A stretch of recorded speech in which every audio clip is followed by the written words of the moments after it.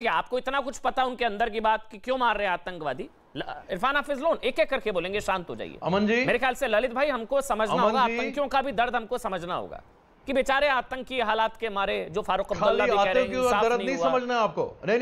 नहीं अमन जी, आपको सिर्फ आतंकियों और दर्द का एहसास नहीं दिलाया जा रहा, आपको जिहादियों का, उनके सरगना, ये जो अपने आप को मेन स्ट्रीम पॉलिटी बोलते हैं, अब्दुल्ला और महबूबा मुफ्ती का जो परिवार है, दे ओरिजिनल इस्लामिस्ट ने कश्मीर के, उनके शिकायत का आपको एहसास दिलाया जा रहा है, उनके इंसाफ का दिलाया जा रहा है। और साथ में जो उनके समर्थक हैं, उनके ऑन ग्राउंड जो आपके चैनल पे बैठे हुए हैं कि भाई हमें इंसाफ दिला दो, हमारी सल्तनत, इन्होंने जितना पूरा व्याख्यान किया ना, पूरा एक्सप्लेन किया, एक शब्द में ये कहते हैं हमारी सल्तनत हमें वापस दिला दो, हमें इस्लामिक रिपब्लिक पूरा बना के दे दो, तब तक हिंदू तुम्हारे मारे जाएंगे। ये आपको धमकी नहीं दे रहे हैं, ये आपको कह रहे हैं कि आप झुको, नहीं तो हिंदू तब तक मारे जाएंगे। मुझे अमन जी इनसे क्या उम्मीद कर सकता हूं मैं?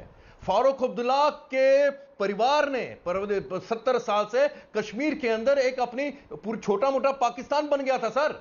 370 और 35A के द्वारा कश्मीर के अंदर पिछले 70 साल से छोटा मोटा पाकिस्तान फल फूल रहा है। दोबारा बता रहा हूं, लेकिन जब आपने 370 और 35 से हटाया 5 अगस्त 2019 को, आपने क्या किया? आपने यह नहीं किया कि कश्मीर जहाद खत्म, कश्मीर की समस्या खत्म, इस्लामाबाद कश्मीर में खत्म, नहीं। आपने एक प्रक्रिया की शुरुआत की जो कश्मीर के अंदर इस्लामो फैशिस्टिक मानसिकता फल फूल रही थी, जिना की 2 नेशन थ्योरी फल फूल रही थी हिंदुस्तान की सरजमीन के ऊपर, उसको तोड़ने की एक प्रक्रिया शुरू होती है। 70 साल पुरानी बीमारी है, वक्त लगेगा, लेकिन मेरे दुर्भाग्य है बीजेपी हंगामा करने लगी कि हमने तो कश्मीर का मसला सब खत्म कर दिया। दूसरी बात जो जनरल सर रेफर कर रहे थे, हवाला दे रहे थे उसका, कश्मीर जहाद लाइव है, किकिंग है, उसके सबसे बड़े शिकार कश्मीरी हिंदू, उनका नरसंहार 32 साल पहले शुरू हुआ था आज की सदी में, और अगले अभी तक चल रहा है।